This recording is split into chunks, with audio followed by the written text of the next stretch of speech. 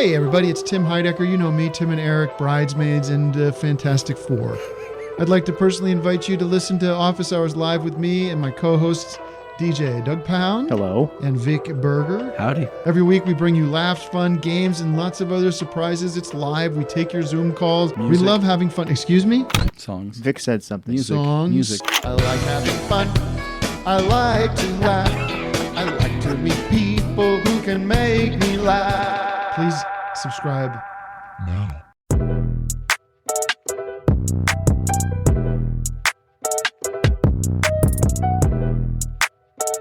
Welcome to The Waves, Slate's podcast about gender and loud synchronized chants and very expensive bracelets. So, kind of everything.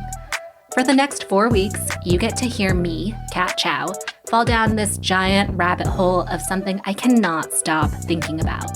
And this week, that rabbit hole is more like a rabbit TikTok vortex, if that's even a thing. Helping me out of that vortex, or maybe deep in it with me, is the sociologist and MacArthur genius and New York Times columnist Tressie McMillan Cottom. And you'll hear from Tressie in just a bit. First, 2 important words. Bama Rush. If you a Zeta at the University of Alabama, please come to the stage for a roll call. Queens of the road, shit, good grades on these. Bama Rush is, for the uninitiated, called sorority formal recruitment at the University of Alabama in Tuscaloosa. That's a mouthful, but that's the formal name. And it's this global phenomenon, thanks to TikTok, with so many young women documenting the rush process and millions of people at home following along. Get ready with me for the first time in the Zeta Tau Alpha sorority house. Already losing my voice. So in the Zeta sorority house, there are only 48 of us. Alabama in about 2 weeks, so I'm going to show you what's in my rush bag. Okay, so starting off, my bag itself is from Amazon, and then that little C patch I got from Amazon. We headed to the Find Me House about 10. We had a big bid day brunch, and then we took a ton of pictures, and then we all got to read the bid day list, which is literally my favorite part of the day because everyone is so excited to see their girl.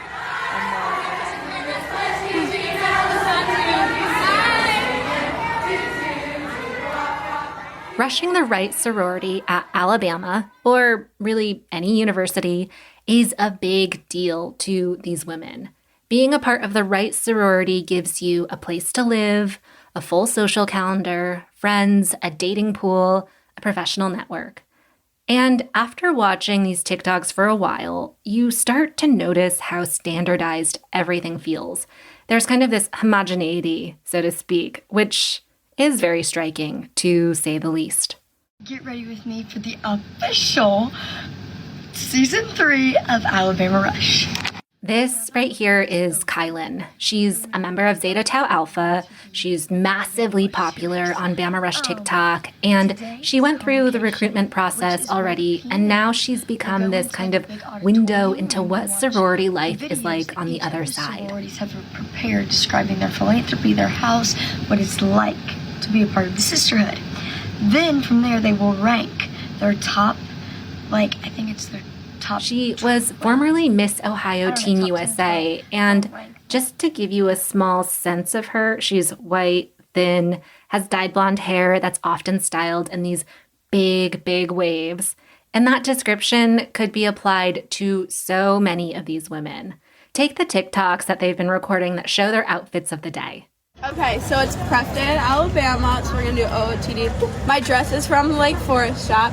My shoes, I really don't know how to pronounce the brand. So Here's generally how they work. So a thin blonde woman, she's standing in her dorm room near her twin-sized bed. There's, a bright comforter with floral designs. She's showing what she's wearing, but also most importantly, she's naming the brand. Hey guys, Bama Rush Day 1, OOTD. My top is Gold Hinge, my skirt is Gold Hinge, my shoes are Golden Goose, my necklace is David Yurman, these are E. Newton, David Yurman, Michelle, my earrings are Amazon, and then my rings are David Yurman, and then this is Dior. Okay, so really quick, that mention of those bracelets, David Yurman, I had to look up what that brand was. I had never heard of it.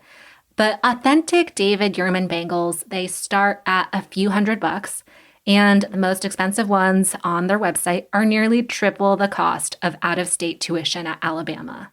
This jewelry, these armfuls of bangles, they're this signal of quiet luxury and generational wealth.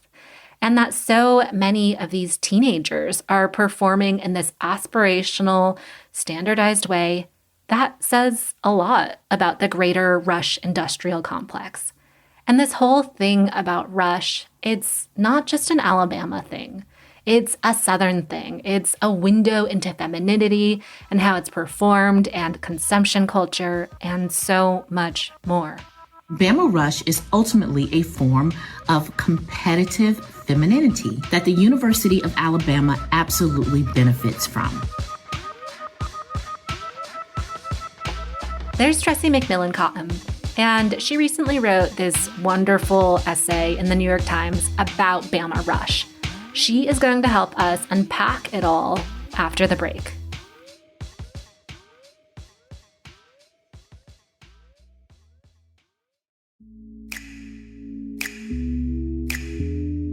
Hi Waves listeners, if you're into the show and you want to hear more, subscribe to our feed. New episodes come out every Thursday morning, and while you're there, check out our other episodes too, like last week's episode with Sachi Cole in the host seat. Sachi was talking about the Spanish soccer president forcibly kissing a player after Spain's FIFA Women's World Cup final win. That's a mouthful to say, but it is a very good listen. Highly recommend.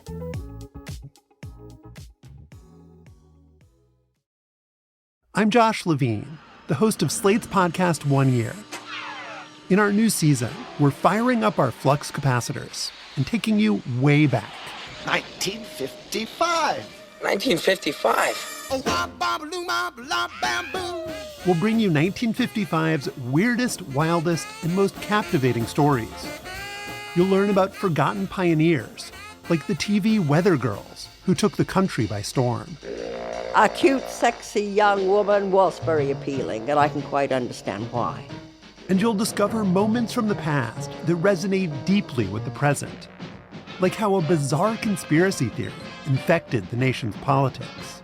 Oh my God, they're trying to establish a prison camp. This is going to be Siberia, USA.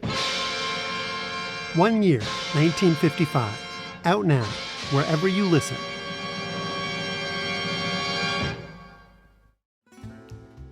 Scammers are best known for living the high life, globetrotting on private jets, dining at five-star restaurants, and driving six-figure sports cars.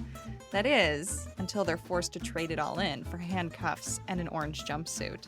Scamfluencers is a podcast from Wondery, hosted by Sarah Hagi and Sachi Cole, that tells the unbelievable true stories behind some of the world's most infamous scams, swindlers, and con artists. Scamfluencers has covered jaw-dropping scandals, from Ponzi schemes to a fake Saudi prince to a predator masquerading as a wholesome yoga guru. These scammers cost their victims hundreds of millions of dollars and immeasurable emotional anguish. How does our culture allow them to thrive? Each story on Scamfluencers will take you along the twists and turns, the impact on victims, and what's left when the facade falls away. Follow Scamfluencers wherever you get your podcasts, and you can listen ad-free on the Amazon Music or Wondery app. And we're back with the waves. I'm Kat Chow. Here to talk Bama Rush and TikTok Rush with me is Tressie McMillan Cottom. Hi, Tressie. It's a real pleasure to be here, Kat. Thanks for having me. Why are people so drawn to Bama Rush? It's just this strange phenomenon of watching these young women go through sorority rush and do so much. It is a bit of a train wreck, isn't it? Yeah, you can call it that. But this in particular, I think, is happening in a moment. I think that the Bama Rush captures our fascination and our discomfort right now about womanhood and gender. We are, to, maybe misquote or quote Judith Butler, having some gender trouble. And we don't know where the lines are, especially in pop culture, where we don't always want to have on our thinking caps and we don't want to think too deeply. And so when something comes along, it's kind of soothing. Like, oh, this is, has enough of the familiar tropes where I feel safe here. Gender is still what I think it is. It's still normal, quote unquote, normal in some places. So I think the fact that this Bama Rush phenomenon is unfolding at the exact same time that conversations about gender, about trans people is happening in the popular media, especially in the news media and the political discourse is happening, I don't think that's an accident. So yes, there's escapism and there is voyeurism, but I also think that there is something really soothing about watching it right now. I'm glad you said that, because I think that for me, watching it, I came to these TikToks through Anne Helen Peterson, who is, a culture writer. And I think that one of the things that I just kept coming back to when I was reading this is these are teenage girls who are on the cusp of becoming women. And there's such a set mold that they're falling into.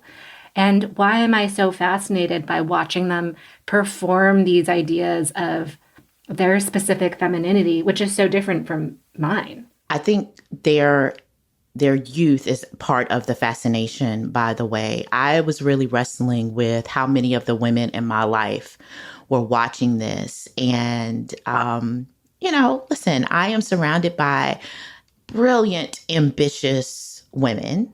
Not to pat myself on the back, but my tribe. Pat yourself on the back. My tribe is full of some bad women, and so many of them across race and across like social origins background. Like we may all be roughly the same social class now, but we all come from roughly different places to end up here. And so a lot of people were watching this in my world, and I was really wrestling with why that was in the piece. And one of the things I came to was, I think we are a little obsessed with the fact that we, a generation or two, some of us older than these young women, we know what happens next for them in life. We know what the trap of performing that feminine ambition is for them, because they are ambitious like many of us were at that time in our lives. If you are a high achieving woman in your 30s or 40s, chances are excellent that you were really ambitious in college too. And I think there's a little bit of, I don't know if sadness or regret is the right way to think about this, but I think it's looking sort of like in a funhouse mirror at the past and watching them go through this ritual of coming of age and knowing, maybe hoping, but maybe also knowing that things have not gotten much better. That the choices for what kind of women they will be allowed to become are not markedly different for them than they were for us when we were coming of age. It makes me think about, I guess, this type of pipeline that I kept thinking about. To me, I connect these young women who are doing the sorority rush, who are making their chance, who are producing their outfits of the day. And it's so curated, where they're in their little dorms. Their bangles probably cost as much as many people's rents. And what they're doing is they are just showing that they're younger versions of, to me, the white mom influencer culture. Or, the white women that you see on these home renovation shows. And they're kind of this portrait of a competent, savvy mother who can do so much, but still remains soft and apolitical with like capital V values. The trad wife or traditional wife. Oh, there was so much pre-audition, sort of pre-performance for trad wife in the Bama Rush videos for me. So the trad wife, traditional wife movement, so much of it driven by influencer culture, itself an offshoot of the early internet the Mormon influence on early internet mommy blogging that happened in the early 2000s. And so there's sort of a secular religious vein and impulse to this, by the way, that I think kind of gets lost in the mix. And so that also feels really at home to it being in the South, a place where religion is still very overt, where you can still very much talk about what church you go to, and that is the home of your starting a business and doing your formal networking.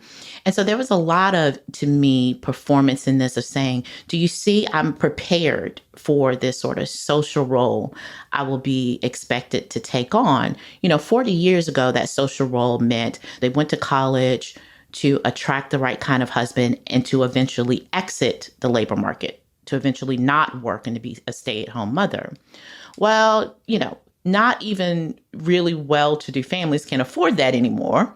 So the way we've adopted feminism to allow for that is to say, okay, maybe you don't exit the labor market, but you soften your female ambitions by making it, you work from home, you start your own business, you become a mompreneur. So you wrap your professional ambitions in the in the soft life of motherhood. You harness the identity and you try and capitalize on it in a way that is acceptable. That is not threatening. This fundamentally comes down to not being seen as a direct threat to their male counterparts, because ultimately the hottest sorority on campus is not the one that has the smartest girls or the most successful girls. It is the sorority that has the girls that are most popular with the fraternities. And so you have to not be a direct threat to your male counterparts. And it's saying, hey, I know how to do that. I know how to be ambitious in a way that is non-threatening. Right. And non-threatening to men. That is actually one thing that I kept thinking about when I was watching Rachel Fleit's documentary, Bama Rush, where she had interviewed these two sorority sisters who were trying to define what a top sorority was. And I mean, to your point, yes, it's just the most attractive girls in these houses. And I think Rachel was trying to get at what makes them attractive and to whom. And it's so much about the male gaze. Potential new members are trying to get in, but also these sororities are trying to get like the best girls. For sure. What does that even mean? Yeah. So the ranking system, I truly believe, is based on the fraternities. So essentially they have a social calendar and they get to mix with certain sororities, but it's only a limited amount. And the fraternities want to be mixing with the hottest sororities, of course, because, they're 20-year-old males. So that's kind of where the ranking system comes from. They want to make sure the girls who are wearing their letters are up to their standards. I keep thinking about how sororities are always kind of in reaction to the male gaze, the creation of them even, when women were not going to universities more widely, when they weren't allowed in many cases. Fraternities were seen as this space for men to congregate, and so women, the few who were in higher education, thought, why not have something for us too? But I also really can't get past the language that is used also in reaction to that male gaze. And you've talked about that a bit before. And one of the words that I want to talk about is cute, which comes up a lot in these TikToks. I'm gonna give you a cute little OOTD. And then we got these cute little cowgirl boots. My dress is from For Love and Lemons. It's super cute. Isn't she so cute with the two little bows? I got the cutest little earrings from Mary Catherine. Super cute. Wish us luck. Can you say more about cute and tell us about how it relates to these women who are rushing? To be cute is to not be sexually powerful. So it is to be attractive in a way that, again, comes back to men and the male gaze, to be non-threatening.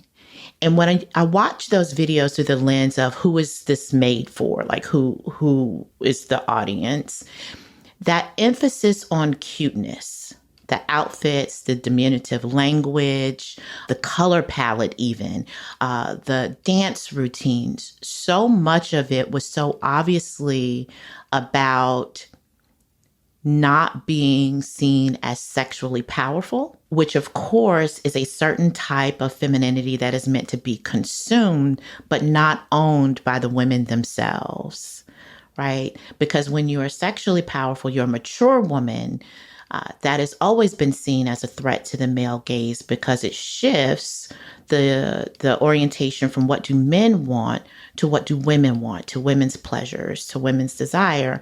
And so that emphasis on cute to me, yes, it might be, age appropriate, but these are young women, but emphasis on women. The male counterparts don't have that emphasis on something that minimizes them. There's no male equivalent of cute. What was really interesting, so I started reading this book that you recommended in one of your Instagram live conversations, and it is Our Aesthetic Categories by Sianne Ngai. And there's this sentence that she has in the introduction that I just want to read for our listeners. Revolving around the desire for an ever more intimate, ever more sensuous relation to objects already regarded as familiar and unthreatening, cuteness is not just an aestheticization, but an eroticization of powerlessness, evoking tenderness for small things, but also sometimes a desire to belittle or diminish them further. Which is what you're saying. But to me, what really stuck out is that eroticization of a powerlessness, where that powerlessness, that diminutive nature is something that is sexually attractive. I want to say that this book was so much in the back of my mind when I was writing this piece, by the way. And if I had all of the power in the world, that essay probably just would have been one big conversation with exactly that sentence and that idea about how difficult it is for these young women to walk a line in a consumerist culture where you make money by being sexual, but you earn power by being cute. That's the TikTok challenge, really, at the heart of what the fine line they're walking. And I don't want to take anything away from how savvy they are in navigating it. They're brilliant at it. That's why they have millions of people watching it. But none of that sort of status accrues to them. Everybody's winning from this. The university, I think the organizations that they are a part of, the culture. But I'm not sure we're going to look up and these young women will have become, I don't know, marketing geniuses, or anybody is, rushing to fund them to start, a think tank or a business the way we would if they were men. And that is because the thing that they use to capture our attention is a powerlessness. And yes, so this idea was so much a part of what I just kept thinking about over and over again, especially with the outfits of the day. This word, once you hear it and you saw it, so much of the work, they did so much cultural work in how they present themselves to make sure that you understood their emphasis was on how cute they were. We're going to take a break, but if you want to hear more from Tressie McMillan Cottom and myself on another topic, check out our Slate Plus segment, where today we're talking about blonde and how Tressie once ran afoul of blondes on TikTok. We'll also be talking about what blonde even means. Please consider supporting the show by joining Slate Plus. Members get benefits like 0 ads on any Slate podcast, no hitting that paywall on the Slate site, and bonus content of shows like this one. To learn more, go to slate.com/thewavesplus.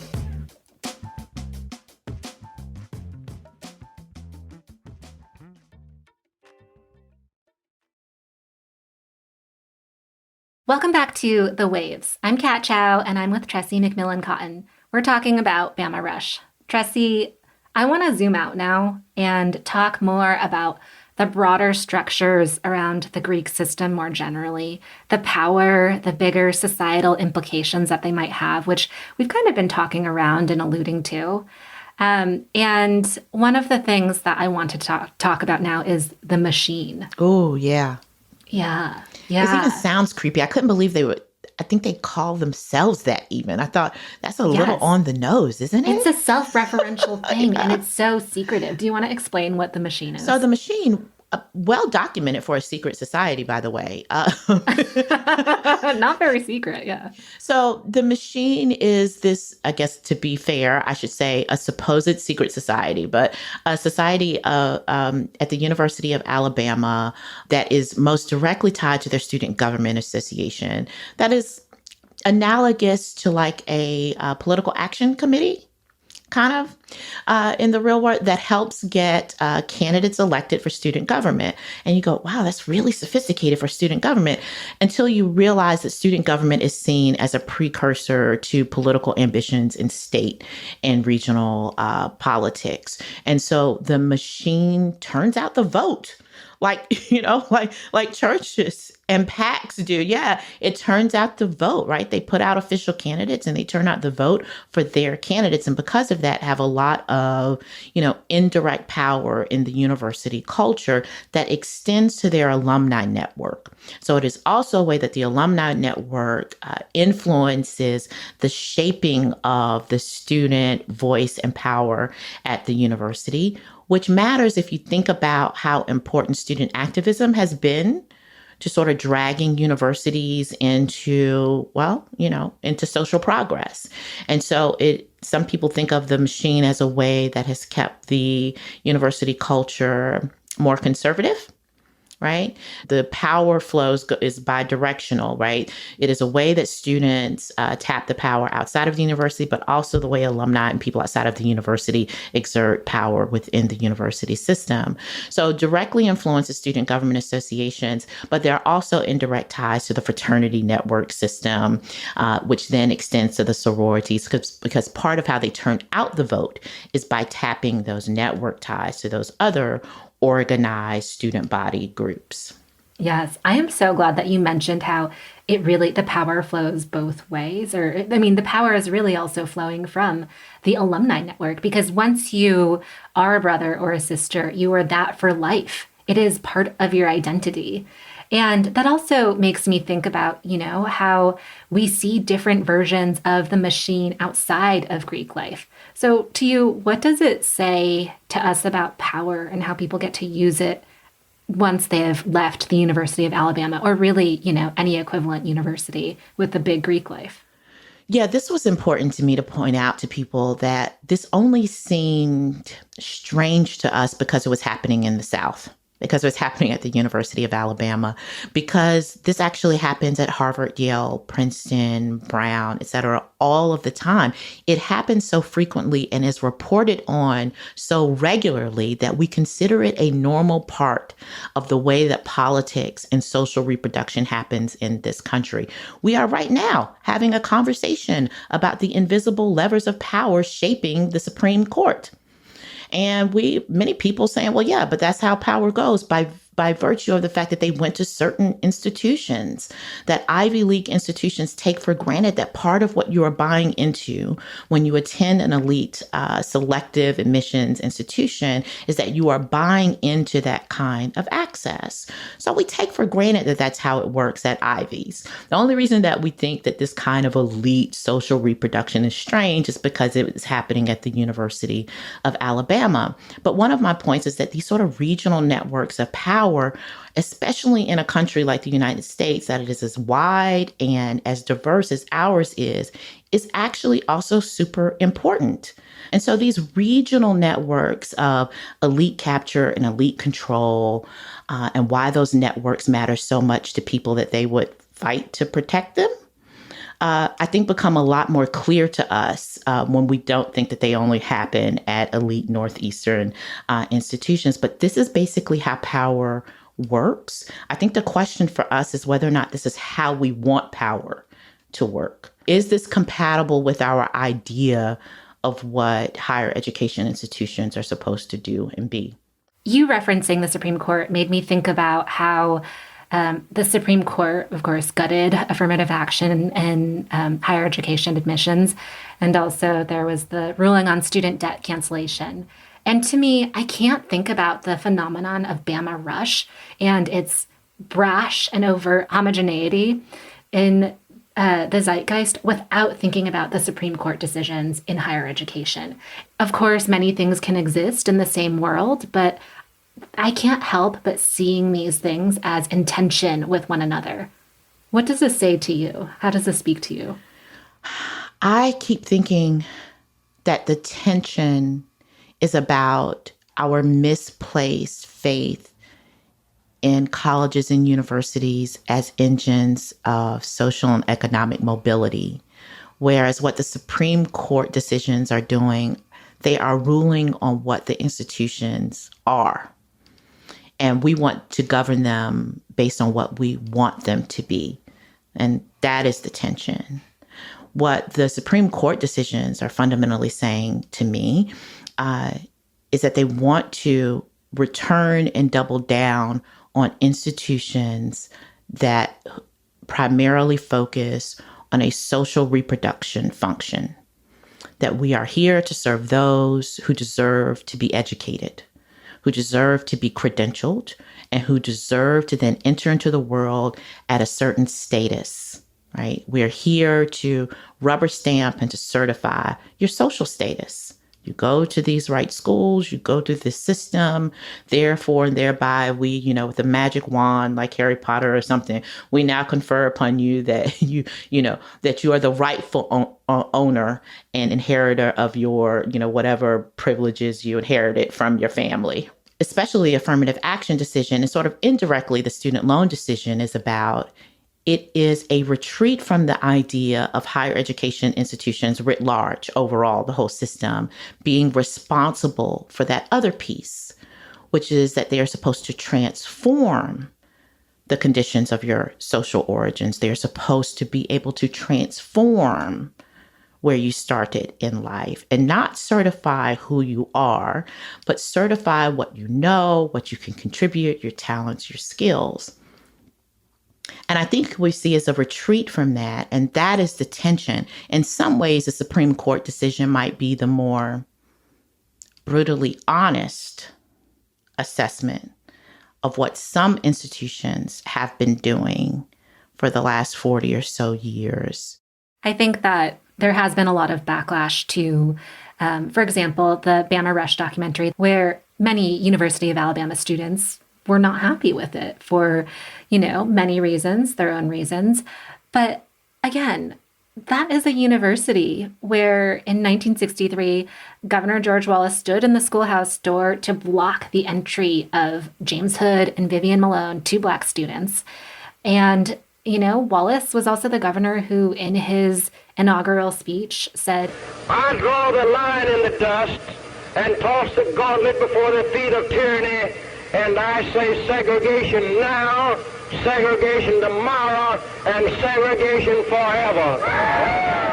I'm watching these TikTok videos and I'm getting chills because I personally never was interested in Greek life at the University of Washington, my alma mater. But even if I had been, I think it would have been perhaps deeply unsettling. I'm not sure that these Alabama sororities will ever truly integrate. And I guess I wanted to know what your sense of this was, too. So I think it's important to point out that I'm not entirely sure that there's a huge demand from a lot of non-white students to Rush.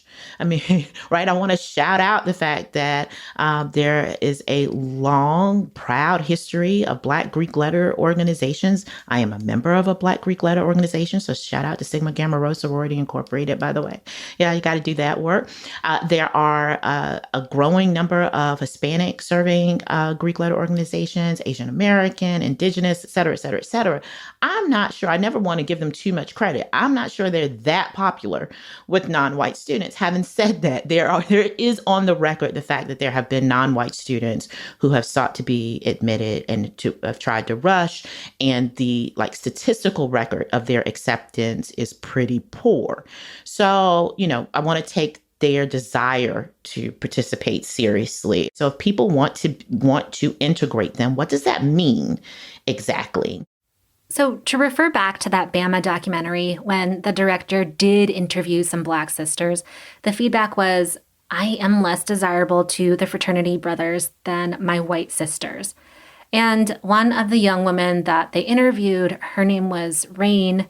She was relatively outspoken and also forthcoming about being a Black woman at the University of Alabama in her sorority, while also still kind of being very guarded and saying that she was appreciative.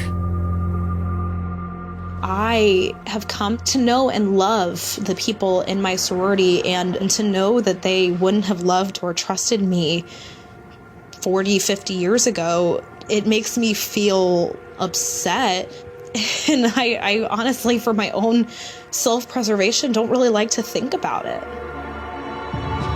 I think about her. I think about that interview a lot, and that interview shaped, a significant part of this argument, which was joining is not the same as integrating.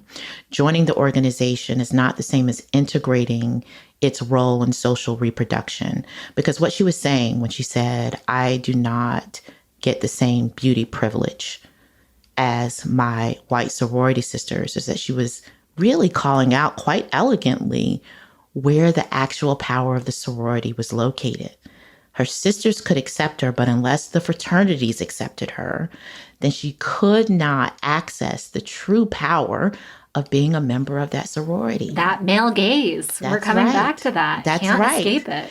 And that is the actual currency. We can talk all day long about sisterhood and friendship and going through life with a cohort of women, but fundamentally, the power of full access still resided with the men and whether they just found you desirable and beautiful.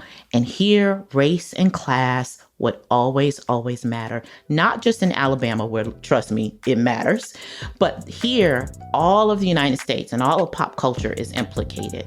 Being admitted is not the same as being a full member of what makes that sorority what it is.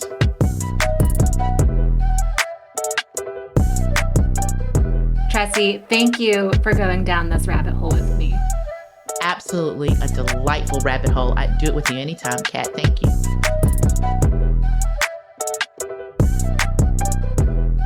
That's our show this week. I'm Kat Chow. I wrote and produced this episode. You can follow me on Instagram at @CatChow_. Find me there and tell me what you liked about this episode. And if you didn't like anything, I will probably leave you on red. You can find Tressie McMillan Cottom on TikTok at black_was_genius, Instagram and Twitter, or X, at Tressie McPhD. The Waves is produced by Shayna Roth and Vic Whitley-Berry. Daisy Rosario is senior supervising producer. Alicia Montgomery is vice president of audio. And we'd love to hear from you. Really. Send us your opinions, your gripes, what you loved, what we should talk about next. Our email is thewaves@slate.com. The Waves will be back next week. Different topic, different rabbit hole, same time and place, same host. Yours truly, Kat Chow. Over and out.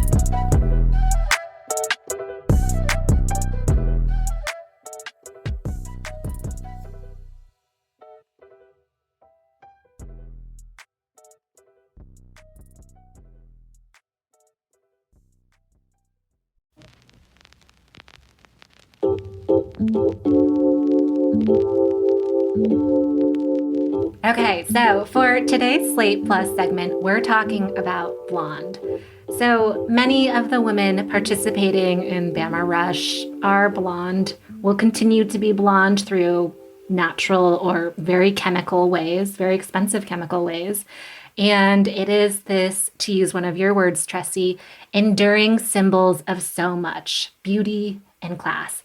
And Tressie, so I have wanted to talk to you about this for a while, especially because you, in the not so distant past, ran afoul of blondes on the internet.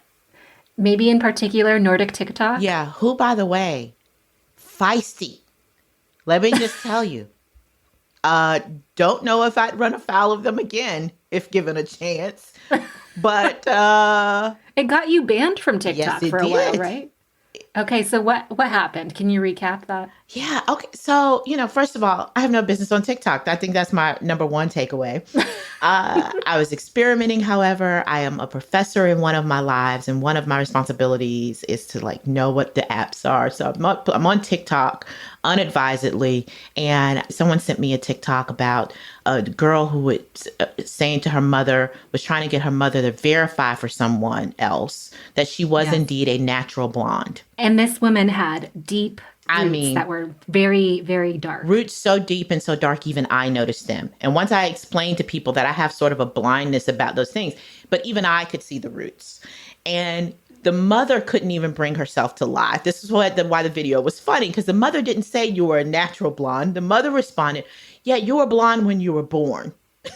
Which is a slightly different answer than the one that the young woman was going for. And it was funny. And I said, see, this is my thing about blondes. I said, I can never tell who's supposed to be one. I said, and you can tell she's not talking about a hair color. She's talking about an identity.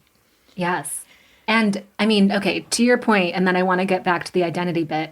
I have heard a bunch of parents over the years who I have just, been at parties with or just run into in professional senses who have talked about their newborn babies who are blonde with blue eyes and how, maybe disappointing it is when their hair gets darker or something of that nature. And when I hear that, I'm so fascinated. I never had the chance to be a natural blonde. I'm Chinese, both parents have dark hair. This was not even a thing that occurred to me as a possibility. Same. And it just, what is blonde? That was just some of our Slate Plus segment. If you want to hear the whole thing, go to slate.com/thewavesplus to become a Slate Plus member today. Slate.com/thewavesplus. Scammers are best known for living the high life, globetrotting on private jets, dining at 5-star restaurants, and driving 6-figure sports cars. That is, until they're forced to trade it all in for handcuffs and an orange jumpsuit.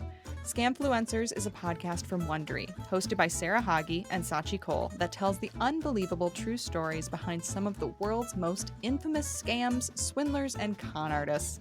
Scamfluencers has covered jaw-dropping scandals, from Ponzi schemes to a fake Saudi prince to a predator masquerading as a wholesome yoga guru. These scammers cost their victims hundreds of millions of dollars and immeasurable emotional anguish. How does our culture allow them to thrive? Each story on Scamfluencers will take you along the twists and turns, the impact on victims, and what's left when the facade falls away. Follow Scamfluencers wherever you get your podcasts, and you can listen ad-free on the Amazon Music or Wondery app.